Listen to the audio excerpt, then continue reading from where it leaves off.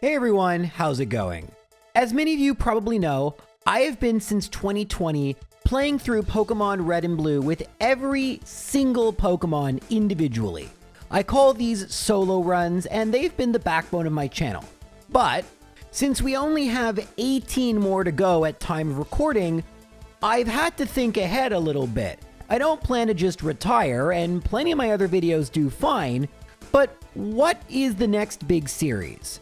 Well, we've experimented with a few things on the channel. We've done some comparison videos in Gold, Silver, Crystal, and we've also been doing some in FireRed, LeafGreen. But one game a lot of people want me to play a little bit more is Pokemon Emerald. So this video was supposed to be the first in either a very long video or a 3-part series where I used the starting bird of each of the 3 regions, Pidgey, Hoothoot, and Taillow, had Professor Elm give them to me as starter, and see which of them beat the game the fastest, this time allowing evolution, making it a little bit different from my Red and Blue runs. That was the idea. It went horrendously. And when I say horrendously, this wasn't like a J-Rose self-inflicted thing. There are certainly mistakes that were made, and we will talk about them. But no, guys, I just have to say this. Pokemon Emerald is not going to be a game I do these runs in. I will do difficult, challenging runs. Like if you want to see Why Not one day, I don't think I've done that yet. I don't even think that's possible. But sure, maybe. But like, no. You're not going to see the types of runs I've been doing in FireRed and LeafGreen in Emerald. And this run will actually take you step by step through the various pain points and how something that I thought would take me approximately 3 hours, which is about as long as it took me at the longest in FireRed, LeafGreen. Well, I'm not going to tell you how long it took me, but it took significantly longer than that. And again, I repeat, this wasn't due to mistakes. I hope you guys enjoy, because I didn't. Now, in order to understand why Emerald is just so painful for these, we need to talk a little bit about my self-imposed rules. So, the rules are the only cheat I'm allowed is to modify the starter to make it a Hoothoot or Taillow or Pidgey. This is the only Pokemon we're going to be using in battle, but we are allowed to evolve it. We're going to be using set mode. Held items are okay, but otherwise no items in battle. And in order to make the runs more consistent, I have banned Pickup, since that's very, very luck-based, and Hidden Power. These are the same rules I've done all my Generation 2 and 3 runs with. But first, a huge thank you to a frequent supporter of the channel, Boot.dev. Now, I'm going to be honest with you guys, I thought I was the type of nerd who enjoyed RPGs and Star Trek, but not really the type who could ever code. Well, Boot.dev has helped me immensely learn languages like Python, and today I'm going to be focusing on Go, but there are many, many more languages you can learn on Boot.dev. Now, I know there's a lot of fear around AI taking jobs like coding jobs, but the truth couldn't be further from that. With AI, not only can coders be more effective, but there's even more of a need for people who can read and understand code. Anyone can plug in prompts, but only a skilled developer can troubleshoot and figure out when something inevitably does go wrong, why it is. And remember how I said I was the type of nerd to enjoy RPGs?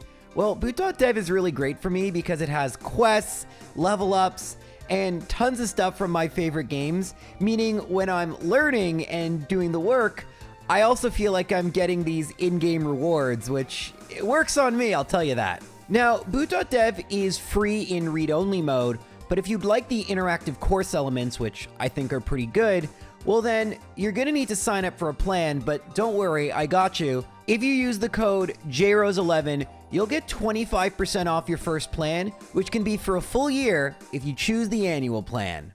Now, I think you can imagine why the first gym against Roxanne would be bad, but I don't think you realize just how bad it is. So, I haven't really talked about Hoothoot specific moves, because again, I'm trying to make this kind of general, but Hoothoot obviously being a flying type sucks. But Roxanne in particular is brutal in Emerald version. In Ruby and Sapphire, she just has a Geodude and a Nose Pass. This would suck, but having 2 Geodude and a Nose Pass plus 2 potions is absurd. I mean, there's no way Hoothoot, by the way, these are Hoothoot base stats, there is no way Hoothoot is going to be able to beat this. It doesn't have any good moves. Oh yeah, here are Hoothoot's level up moves. There are no TMs really worth talking about. But this is, I want to put this out there. This is 41 minutes into the run, and I still have a Hoot Hoot, and I'm barely making any progress. I'm just able to beat the Geodude that are in the gym, but these Geodude are different from Roxanne's because these Geodude do not have Rock Tomb. They don't have any rock attacking move. Now, I'm sure you're saying, but J-Rose, would this be so bad if you were a water type? And the answer is no, it wouldn't be, but there's actually other stuff that would be. This is just particularly bad for these Pokemon. And wouldn't FireRed and LeafGreen be the same thing? Well, I just don't think you know how bad this is going to get. And it is astonishingly bad, right? Well, I'm going to skip ahead and I'm going to give you the real time here because I really think it's important that you understand just the scale of garbage. And for the record, I have tested out a million different strategies. I have done this a gajillion times. And this is an hour and 34 minutes into the run. This is real human world time. Yes, I am playing these games accelerated. Unfortunately, when you're trying to make a bunch of videos, I don't have the luxury of playing it at single speed. Thank you, Retron 5, but I digress. It's about 2 hours of in-game time, okay? So that also goes to tell you how many times I've faced Roxanne. We have knocked out. We're at level 22. We have what I thought were the perfect amount of growls and hypnosises, and you can see that we're barely making it past Geodude number 1 consistently. I was getting to the point where I felt like I had messed up so fundamentally that I should just give up. I'm actually going to go back into the past and show you the furthest I think we've actually gotten versus Nosepass. And this was with supremely good luck. I'm at level 22. I have evolved, right? Like, this is not the typical J-Rose solo run where we're still having to use Hoot Hoot, right? This is a Noctowl. And you know, yes, specific to Hoot Hoot, it being 3 rock Pokemon sucks, but I actually decided at this point that I had enough, and I started up FireRed and LeafGreen. Now, I actually will do these runs in FireRed and LeafGreen. In fact, I might just continue this run. So, slight spoiler to a future video where I compare the 3 birds, but Brock also is rock type, right? You would expect Brock to be pretty bad. I want you to guess how long it took me to beat Brock. And it wasn't quick. It wasn't like I could just roll up there with a level 14 Hoot Hoot and be fine. But literally the second I evolved to Noctowl, I can use the exact same strategy. And this Geodude, for the record, does not have a rock move. And Onix has much lower attack. So even though Onix is a bit of a problem, additionally, Brock doesn't have potions. So remember how we were an hour and 30 minutes to beat Brock? It only took 46 minutes. Funny enough, the in-game timer is actually somewhat similar, which is kind of hilarious. But the biggest reason for that is I would constantly be battling Roxanne, being like, oh, I think I could do this now. And the other thing that in this is important is that I didn't actually beat Roxanne, right? We have beaten Brock. How long would it take to beat Roxanne? Well, I was worried I'd actually messed up big time at the beginning. I'd battled Roxanne, and remember, every time I battled Roxanne, because Struggle was the strategy I was using, I'd have to waste my power points, which is very time consuming. That's a big reason this takes so long. So this time, knowing that it would take 5 ever to beat Roxanne, I instead opted to not lower power points 1,000 times, guess and check, but instead to make darn sure that when I battled Roxanne, I was ready. So you might be asking yourself, okay, when is that? When was J-Rose finally able to beat Roxanne? Also keep in mind, this was my second attempt. I just wanted to see if I had made some big mistakes. This was an hour and 24 minutes in. You can see I'm at level 26 and I have Reflect and I'm using Struggle and I get very, well, it's not even lucky. So the thing is, as long as I am slower than the Nosepass, it will opt to stop using Rock Tomb. But in this case, I actually get some pretty decent luck with just critical hits and whatnot. And as I save after beating Roxanne, you will see that I am 3 hours and 9 minutes in. Now, for those of you new to these challenges, I need to put this in a little bit of context here. In FireRed and LeafGreen, the fastest Pokemon I've ever done a run with is Mewtwo. It was really bad, very unoptimized, and it was 8 minutes faster. Blaziken evolved from a Torchic, not starting as a Blaziken, 3 hours and 35 minutes. That's not to beat Brock, that's beating the entirety of the game, including the champion, Laurelie, all the difficult portions. That is how long it took. So, I think already you can see why this may not be the greatest game to do runs in, especially for flying Pokemon. But if this was the only pain point, I wouldn't bother making a video like this. What would the point of that be? I would talk about how difficult this was, but then everything was a breeze. Haha, pun for flying Pokemon. But that was not the case. In fact, I kind of think about these runs in terms of number of streams. There are 4 more streams. 4 of them. All for Noctowl. And we're not a Hoothoot anymore, right? Noctowl's not a great Pokemon, but it's not that bad. So where else was a problem? Well, as you'd expect, Brawly was a complete joke. And this, by the way, is not a Nuzlocke. Other than not using items, I'm not using level caps. You've already heard the rules. There's nothing more to it than that. This is just, okay, I have to move on because I think you know where the difficulty is going to be. And this is where actually we need to talk about what we can call roadblocks. And this is actually a really important concept in Pokemon. One of the reasons Brock is so brutal, especially in Red and Blue, and why he's such a big feature in my Red and Blue runs, is that you can't get any TMs, you have very weak Pokemon to train against, you're roadblocked, you don't have many places to go. After Brock, the game, whether it's FireRed, LeafGreen, or Red and Blue, opens up significantly. There's a lot more things, a lot more trainers, there's just a lot more options. And in fact, you can skip Lieutenant Surge and temporarily skip Misty the same way you can skip Brawly, actually. In Emerald, however, that isn't the case. And the next gym leader we have to fight, no matter what, is going to be Watson. And if you expect Watson to be bad for Noctowl, well, you'd be very right. This is probably a good time to show Noctowl's moves and its stats, and something becomes very painfully clear. There really isn't anything here that's good against Watson. Actually, probably I should show you Watson's team. Remember, there are 2 super potions in play here. So Voltorb isn't so bad.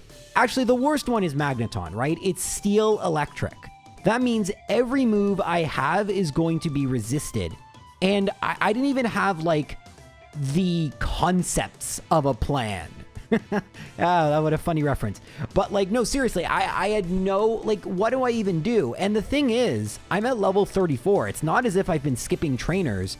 But although there are some I actually had yet to beat, I'd pretty much beaten most of them by this point. So any levels you see from this point is just like whatever remains. And frankly, as I battle Watson again and again, I mean, I can get to Magneton, but I can't get past it. If we contrast this with, let's say, Heart Gold Soul Silver or FireRed LeafGreen or other games, there's just a lot more options we would have for our Pokemon, right? The thing with Emerald and this point of the game specifically, actually, Emerald is pretty, I wouldn't say bad about this, but linear about this throughout the entire game, is very little opens up after you beat a gym. It's so different than Kanto or Johto, where, sure, Johto starts off pretty linear, but then huge sections open up as the game gets really tough. But here, there's just nothing. And like, some of the TMs you might think are useful, like Secret Power, we can't have access to yet because of that. And I simply didn't know what to do. For the record, we're already 2 hours and 10 minutes in. This is now stream 2 done, right? Stream 3 was actually me finishing a different challenge, and I battle Watson a few times and actually get the victory pretty quickly in this stream. But the in-game timer reads 4 hours, 37 minutes. So while it was really nice to get that victory, it took me like half an hour of battling. How I managed to do it, I mean, if you're curious about this run specifically, was takedown, but there's something you need to know, which is that in order to get the ranges I need at this level, I need to be equipping the Silk Scarf, which I get in Dewford, and not a Cherry Berry, which is very annoying and unfortunate, meaning I'm going to be paralyzed. Thankfully, I am able to one-shot Manectric, which is exactly what I wanted, and then, although I get a miss, I'm able to hit with Hypnosis, And now Magneton, in theory, should be a 3-ish hit KO. Actually, I do something really smart where I use Steel Wing in order to manipulate its HP. Unfortunately for me, it actually didn't work out, and this isn't the winning battle. Huh. I thought it was. I guess this one's the winning battle? Yeah, as I scroll through, this one ended up being the winning battle. So, my bad. That was a fake out of me. I wrote it in my... when I do these battles on stream, sometimes I write time codes, and I wrote the wrong one. But this one, I just get a little bit better luck, and I get better ranges with the first takedown and Steel Wing. But I need it to be all the way at level 38. We are 2 hours and 13 minutes into this run. Most of my other FireRed LeafGreen runs are already done, and this would affect any flying Pokemon, a lot of water Pokemon, certain normal Pokemon even, right? Like, Watson isn't actually easy, and there are still 2 other big hurdles other Pokemon will face. Now, because Noctowl is so overleveled, this battle wasn't so bad, but this Maxi battle actually can be brutal. If you've watched a lot of my, I call them impossible challenges, obviously they're, for the most part, possible. Mighty Anna is the lead Pokemon with Intimidate, and since I'm at level 39, it wasn't too big a deal. But with a lot of Pokemon not being able to swap because it's a solo run, and having to rely on physical attacks, which frankly, Noctowl has to do, but since it is a high level, and it is normal type, it wasn't too bad. We've had many Pokemon really struggle here, and this can be really annoying, especially after everything we went through. Flannery can also be absolutely brutal for a lot of Pokemon. Thankfully, it wasn't too bad for Noctowl. Flannery has 4 Pokemon in Emerald, and I'm actually able to beat Flannery pretty easily. Usually the hardest Pokemon is the Torkoal. I got really good RNG here because typically the Sunny Day Overheat is devastating, but I certainly wasn't going to reset after everything I've been through. Norman also can be really annoying, and again, actually this is probably the most egregious example probably in Pokemon history. Once you beat Flannery, one kind of half a route opens up, and nothing really that great on Route 111 anyway. And that's really annoying because Norman for some Pokemon is an absolute gauntlet. I don't know if Norman is harder in Ruby and Sapphire with the 2 slacking or in Emerald with less slacking, because slacking is so strong but can be cheesed. But slacking for some Pokemon is just undoable because of how bulky and strong it is. Now, since I'm not showing you constant slacking losses, you may have correctly surmised that wasn't the case, but the big reason for this is that Noctowl has a sleep move. And if you have a sleep move or protect, which is a TM, but of course you can't buy it yet, slacking is very hard to deal with. And I mean, I'm also super over leveled at this point, but I just want you, as I save after talking to Wally's dad, I'm at 527. Putting it in perspective, only 2 Pokemon took longer to beat the entirety of FireRed LeafGreen. Funny enough, those Pokemon are Dragonite and Meganium. I like calling it Meganium because it sounds funny, but I honestly would be terrified to see either of those Pokemon in this game. And I think, you know, this is a good halfway point to talk about some sort of general themes we're seeing. The gym leader teams are far more balanced, they have more potions, the game is just a harder game. And here's the thing with doing race challenges. Doing it in the hardest game is not necessarily the most fun for racing because it just actually makes it very difficult for some Pokemon to even have a chance. I really love Emerald, like using just a Slugma or something. It's really fun because the game is so hard. Each gym battle is kind of like a puzzle. Well, in Kanto, there's a bunch of them where you can be like, yeah, yawn, this is easy. It's every game kind of has its strong points and weak points. There are certain challenges I absolutely love in Generation 2 and some I hate. The point of this video is that the challenges I wanted to do, because I wanted to use Emerald more, that's the only reason I even picked Emerald. I regret my decision. This is actually kind of the point, by the way, in Emerald where it starts to be kind of filler heavy. We're only going to be able to battle one more gym before we have to do a lot of Team Magma and Team Aqua sections, which is kind of another annoying thing. This is an annoying thing about Generation 2 games that I don't love. 6 hours in, I battle Winona. The biggest fear for Noctowl is, of course, going to be her Skarmory. In theory, we should be fine, but yeah, in practice, we were less fine than I thought. I thought special attacks would be better. I was wrong. And in fact, I actually lost a few times and I was really upset at myself. And truth be told, I really just didn't think it would be as hard as it was. One of the big deals is that Winona has hyper potions. And with hyper potions, if I mess up on some ranges or if my strategy isn't perfect, then Skarmory can heal. Of course, the one I actually win, I did get a pretty clutch crit and a Hypnosis Sleep when I needed it. And thankfully, once we got past Skarmory, Altaria wasn't too bad. Although it easily could have beaten me if it didn't double Dragon Dance. So yeah, I don't know what to tell you. There's one last thing. I mean, it's not last thing, but it's the last huge thing, which is why I'm always hesitant to do solo runs in Emerald version. And we're actually going to have to skip ahead quite a bit to even get there because, as I just talked about 5 seconds ago, there is a ton of Team Magma and Team Aqua stuff I need to deal with. None of it is difficult, by the way. It's just time-consuming. No, what I'm referring to, and something that actually could be somewhat difficult for a Noctowl, is Tate and Liza. I want to point out, with Speed Up, it took half an hour to do all the Team Aqua, Team Magma stuff, which again, really tedious. But yeah, Tate and Liza really suck because a 2v1, I mean, we do have to use a second Pokemon, so I just have this Gulpin, but I actually forgot to deposit all my other Pokemon, which is annoying, so I'll just show you again. Doing this with just one Pokemon is tough. And in theory, we actually have some good moves for Tate and Liza. We have Shadow Ball and we have Steel Wing. Those are decent enough moves, and we are going to avoid the Earthquake. We also can knock out the Xatu. Like, it's not horrifying, but 2v1 does get tough, especially when you get an Omniboost.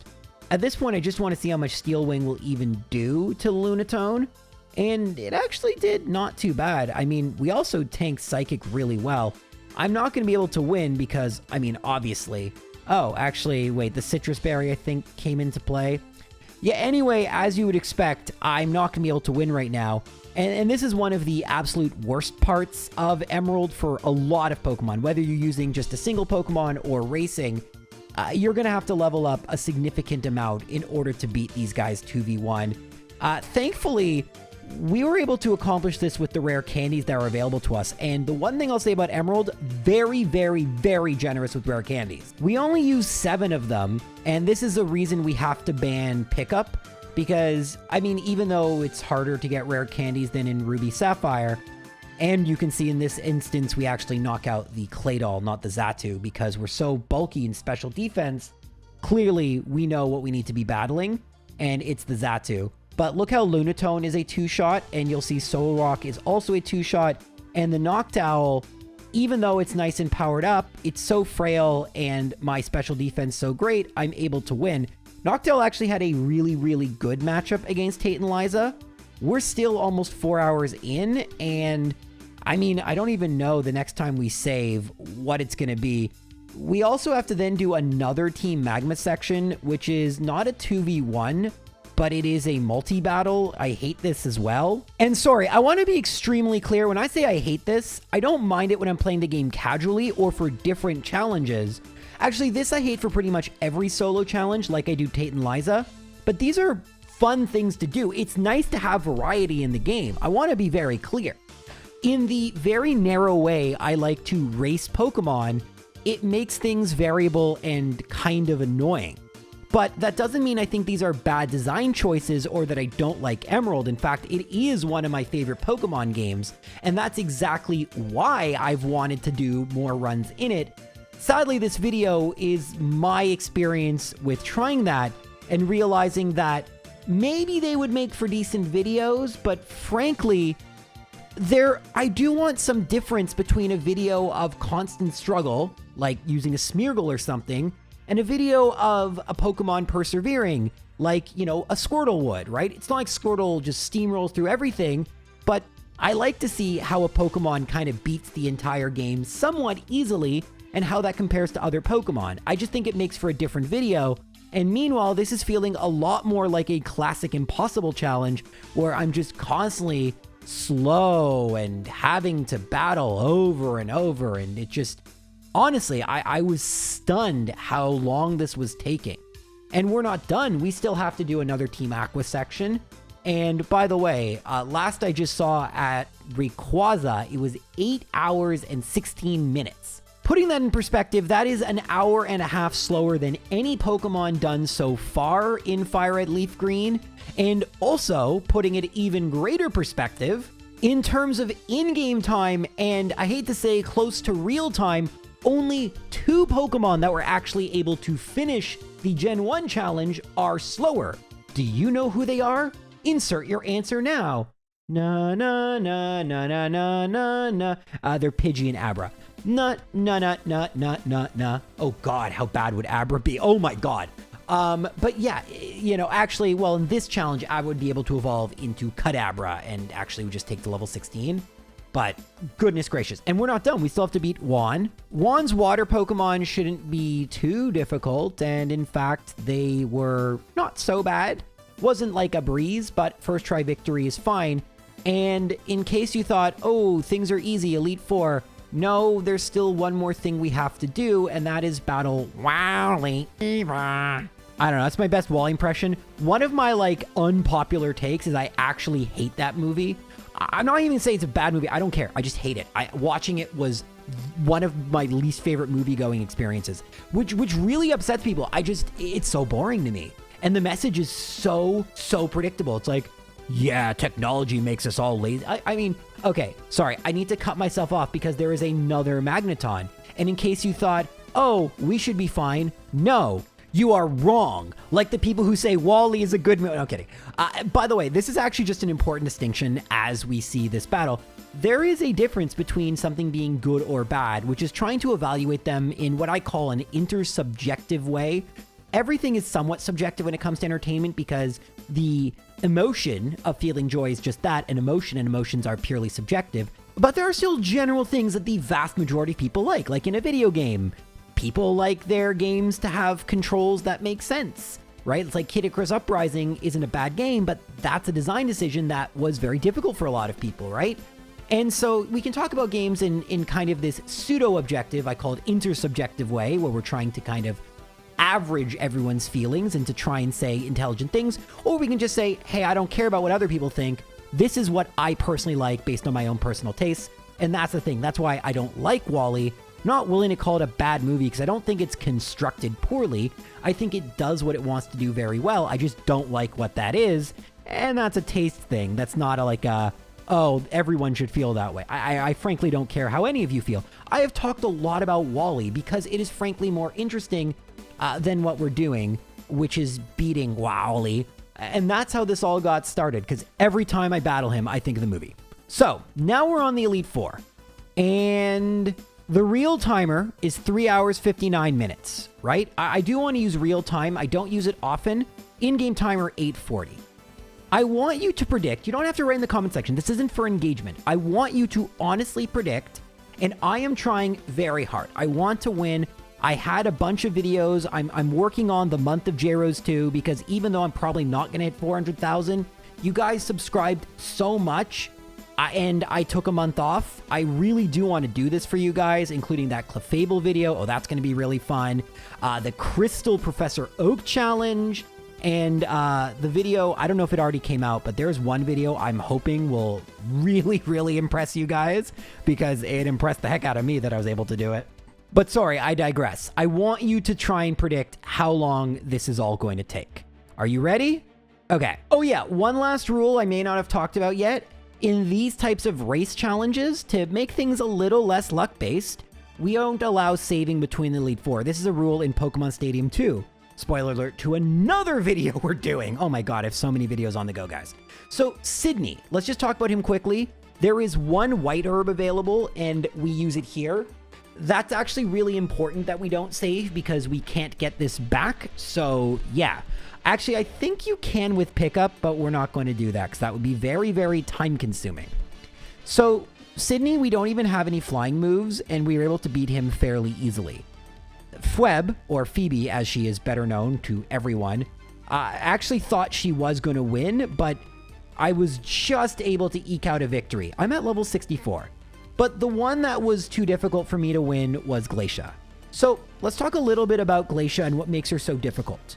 One of the things is that she is an ice-type trainer and I'm a flying-type Pokemon, but the hail is actually also really irritating. Unlike in FireRed and LeafGreen, there is no way to get, well, asterisks here, no way to get within a reasonable amount of time the leftovers. The way you do it in this game is via pickup, and that requires a Pokemon at level 100, and that takes, actually it's level 81, sorry. But it takes an eon to do. That would not be the fastest strategy ever. But it does mean that we just don't have enough HP to even get by Celio 2. And since we can't save, it's not like I can do this over and over and over again. In the very next attempt, I try something I've done a lot in FireRed and LeafGreen, and that is using Substitute. It is also a move tutorable move, this time in Lily Cove City as opposed to Fuchsia. But spoiler alert, it doesn't work, or at least it doesn't really work well enough to matter. We're able to get to Glalie 2, actually we're able to get all the way to Walrein, but with 6 HP, even if we put Walrein to sleep, we're gonna need some supreme luck in order to keep it asleep and win.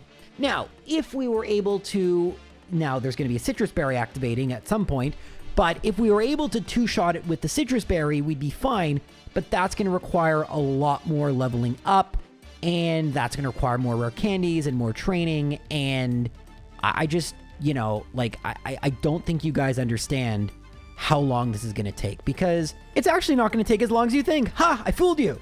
Yeah, it's shockingly not Glacia, which is the big problem here. Now, this battle required a lot of luck. We're going to need to use Hypnosis, we're going to rely on some good RNG, and that made a huge difference. But, I mean, considering how bad this is about to get, I was able to get by what I thought would be the most difficult trainer fairly quickly. Now, the one that I couldn't get by, and this one is often a huge problem, Drake. Substitute is actually really important for Drake because not only can his Shelgon use, well, it used Double Edge, okay. Well, that's a problem because if the Salamence comes out second, we get hit with Intimidate, and at that point, we just lose. And of course, that means we have to go through the Elite Four all over again. And as it would turn out, Phoebe is not entirely consistent at this level, and I would lose to her actually quite a few times, which is when I ended this stream, and thus began the final stream 4 hours and 46 minutes in. I don't think y'all are ready for how long it's going to take, so I'm just counting the losses to Phoebe. I count one more loss, and then a loss to Glacia, which is, I mean, fantastic, right? So I do some more leveling up, and I get the Shell Bell, which is not nearly as good as the leftovers, but I mean, it's something, right? It's a little bit more HP. You gain 1/16 of, I think, the damage you deal. Is that what it is? It's something really atrocious. And it's like not a poor man's leftovers. It's a destitute man's leftovers. But it did actually make enough of a difference that I lost again to Glacia. Because like we talked about, our win against Glacia required a ton of RNG. So kind of zooming through these battles, another loss to Glacia. I don't know if Shaman's keeping track of this, but I go to get some of the last rare candies that are super duper Bo Booper Sheldon Cooper out of the way, and I lose again to Glacia. And so I go through everything again, and I lose again to Glacia. Now, if not for Mighty Yenna at the beginning, it would be a pretty efficient way of grinding experience points to just beat the Elite Four, lose, and do it over and over. But because of the really, really, really, really annoying White Herb thing, it actually doesn't make a lot of sense because Sydney becomes really inconsistent, which is frustrating and awful. But finally, after what felt like an eon, now I think it's important for all of this to sink in. I'm at level 76, a very high level, and I have made it to Drake, not even past him, exactly one time. Also notice I don't have Shell Bell equipped. I'm actually using the Silk Scarf for a little extra damage, which only makes a difference versus Walrein because it allows a two-shot with Citrus Berry. So now I make it to Drake for just the second time. How much time do you think I've spent in this run? I'm going to tell you, it's 6.5 hours. I also don't want to make it sound like every single person would spend this long on their first run, but like, I feel like I've done a lot of runs in a lot of games. I'm a decent barometer for at least how an average person would fair if they tried this, which is exactly what I want, by the way. I don't want to be some sort of god at Pokemon. The vibe I go for in these videos is what if you tried to do this, but it's just tedious and annoying, you didn't want to do it.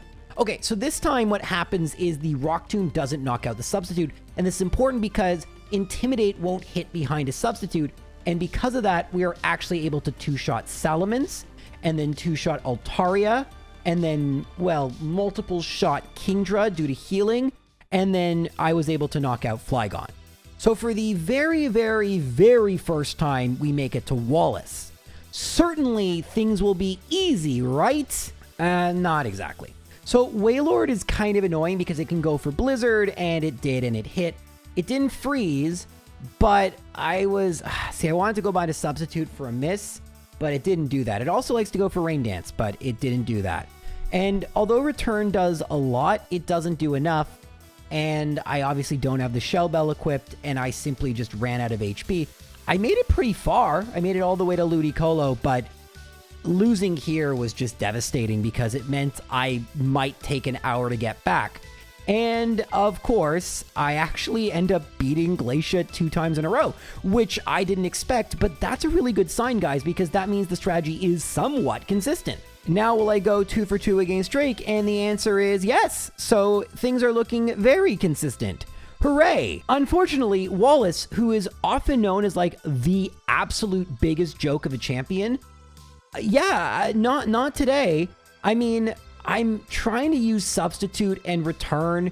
I don't want to get poisoned, but I don't have a good move to use. Noctowl is a special attacker that in Generation 3 is forced to use physical attacks. I don't have Hyper Voice. I don't even think that's a Generation 4 move, is it? I can't remember. But I don't have like a special attacking move. Not that it would be great against my Milotic, but you know what I mean? Having to use Return as a Noctowl as your primary damaging move is not optimal, but like it is the best move I have. And with that loss, the run came to an end. Well, I mean, technically I don't really care, but remember I said I won't save between Elite Four members? Well, guys, it had been about 7 hours and 10:34 of in-game time, and I was done with this.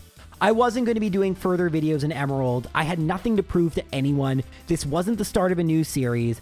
I didn't even think this video would come out on YouTube. The only reason it is coming out is every time I don't release videos, people are like, J-Rose, just release your other stuff. It's worth it. You don't know what you can do. So fine. You're getting a video of me talking about why this isn't going to be a challenge. And if it does well, I don't know how the algorithm works anymore. Because to be clear, I don't know if this is a video that you guys would want. Like, why do you want a video of me failing? And like, not in like a really unique way, in a way like, I really never thought about how Emerald is just really brutal for challenges like this. And yeah, I mean, in this battle, I lose to Toxic Tentacruel. Better be behind a Substitute or you'll lose. And this time I actually do use Shell Bell, and I didn't get super duper lucky, but yeah, I got lucky enough. Actually, there was a moment where Gyarados used Hyper Beam, and I actually, like, I gave a genuine reaction to that because I was just so done with this. But yeah, I time ends when the Hall of Fame screen happens, and it's 10:41, 6:44, 46, 53. Guys, 6:44, 46 would be terrible for an in-game time. 10:41 is so brutal. Holy mackerel. I think that's the worst of any Pokemon that isn't Abra Gen 1 in terms of in-game time. And again, I love Emerald. It's a great game. I really do want to do which bird is best, but we're going to stick to... Listen, I would love to do this in Heart Gold Soul Silver, but I just think it's easier and just a lot more fun. The narrative really speaks to me in the Gen 1 games. I think they have very little filler. They only have about 50 mandatory battles. Yes, Substitute does become a little meta-centralizing, but honestly, every Pokemon uses Substitute a little bit differently at different times, and not every Pokemon can even use it. So I do want to do this. I want to do the rats. There's so many of these comparisons I want to do, and if you want to check those out, let me know. Now, if you did like this video and you want to see more behind the scenes or more, I guess, introspective J-Rose videos, since I am doing a month of J-Rose, I am going to experiment with different formats of video, like I did the Professor Oaks challenge, and see what people like. Sometimes I'm pleasantly surprised, sometimes, like with the translation videos, yeah, it went about how I thought I would, but sometimes it doesn't, so you just never know, and I'm going to try a whole bunch of new things. So thank you guys so much for watching. There will be, I think, 4 more videos or 3 more videos, depending on when this comes out. So thank you guys for watching, unless this doesn't come out in August, in which case, yikes, I gotta get to work. Bye, guys.